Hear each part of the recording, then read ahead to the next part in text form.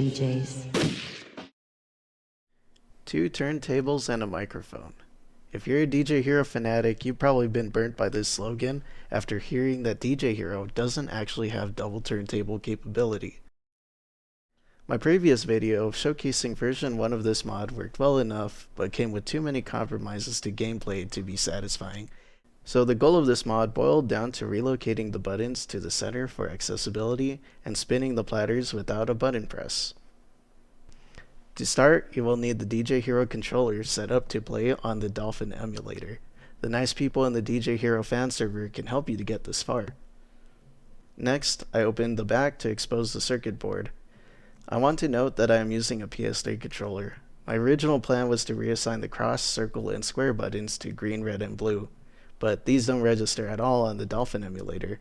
If anyone wants to try this on a Wii controller, this might make for a cleaner end product, but unfortunately, we'll have to find something else to mimic the inputs. This is the area that leads into the turntable. Admittedly, we spent way too long testing these connections. It was a bust, so we changed our course to splice the wiring of the physical buttons on the platter to our own buttons. And to do that, we would have to go further upstream.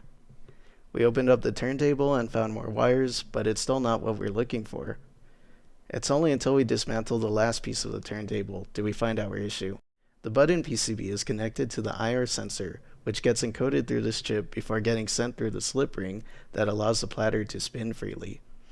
This was pretty much the worst case scenario because we can't repurpose the slip ring, and any method of fishing the wires through the turntable will end up tangling and destroying the turntable. I was ready to give up, but I figured if I sacrificed some range of motion, then I could just wire it through the center. So after soldering the PCB, we snaked it through the top and wired it to some loose keyboard keys. We chained the ground line through one pin of each key, then wire the green, red, and blue wire to the respective key. I put them in a cardboard enclosure, added Velcro to the front, and color-coded them. And all things considered, it works pretty great.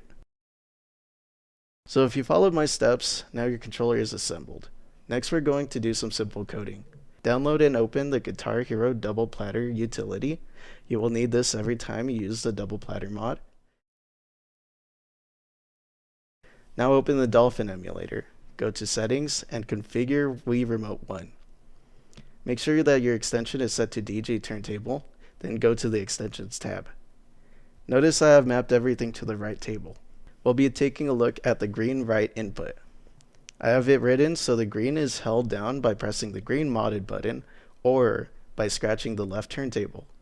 The scratching value needs to reach 1 to be interpreted as a button hold, so I also put a ×8 multiplier.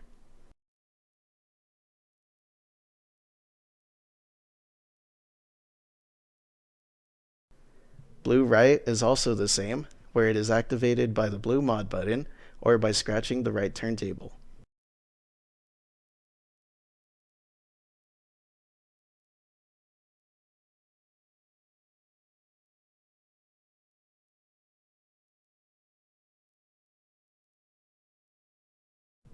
Lastly, the red button is activated by the red modded button.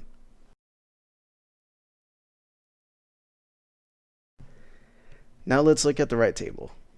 Map left to the counterclockwise input for the left and right turntables.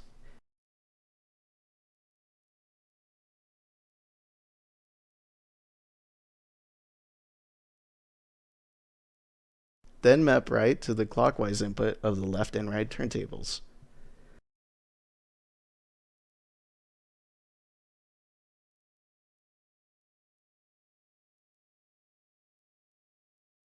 So that's the mod. Now you can play DJ Hero with free scratching and attack buttons with a more natural feel.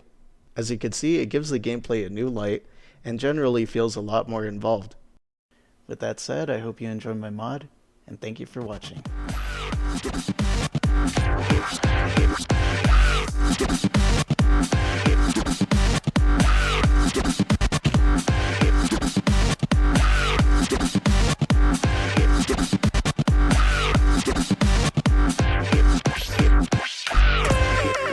Not bad, but let's face it, that was easy.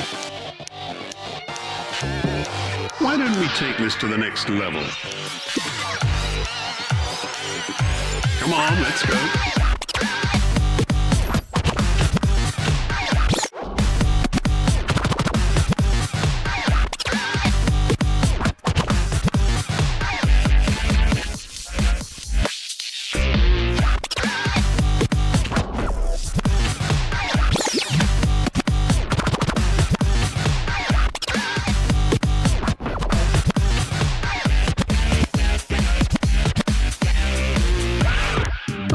concede, that was impressive.